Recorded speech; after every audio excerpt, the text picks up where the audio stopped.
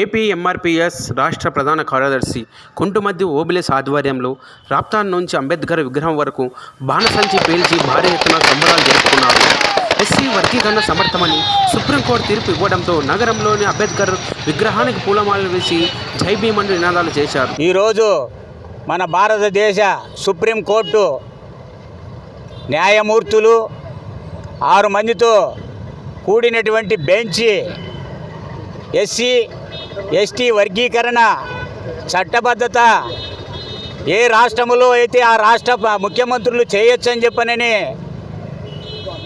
మనకు ఒక తీర్పుని ఇవ్వడము మా భారతదేశ మాదిగల యొక్క గౌరవాన్ని కాపాడినట్లు ఆ సుప్రీంకోర్టు న్యాయమూర్తులకు ప్రత్యేక మా మాదిగల తరపున మా ఇండియా మాదిగల తరపున ధన్యవాదాలు తెలియజేస్తున్నాం.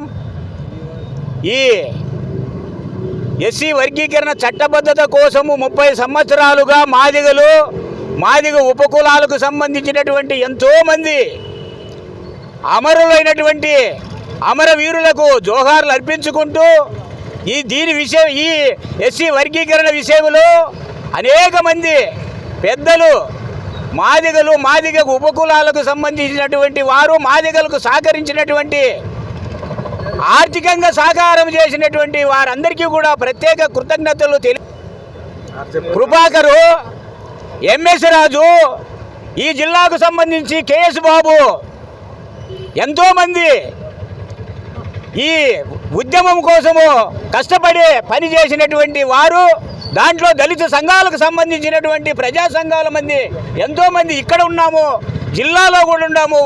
మేము అందరూ కూడా కష్టపడి పని చేయడం వల్లనే ఈరోజు సుప్రీంకోర్టు మా పైన దయదలిసి మాకు ఒకటి చట్టబద్ధత కల్పించడము, సుప్రీంకోర్టు న్యాయమూర్తులకు మేమందరూ రుణపడి వారికి పాదాభివందనములు చేస్తాము. కాబట్టి మేమైతే ఒకటే తెలియజేస్తున్నాము, మాకు రావాల్సినటువంటి వాటా మేము ఎవరికి మోసం చేయలేదు. మా సోదరులైనటువంటి మాలలకు కూడా మేమేం అన్యాయం చేయలేదు.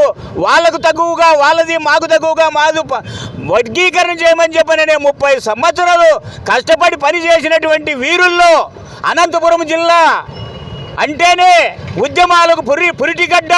ఈ అనంతపురం జిల్లాలోనే అమరుడు అయినటువంటి వారు మన తెల్లబండ్ల రవి కాబట్టి ఆ తర్వాత మిగతా ఎంతోమంది అమరులు అయినారు. కాబట్టి ఈ రాష్ట్రంలో, ఉమ్మడి రాష్ట్రంలో అనంతపురం జిల్లానే పురిటిగడ్డ, ఉద్యమాలకి పురిటిగడ్డ.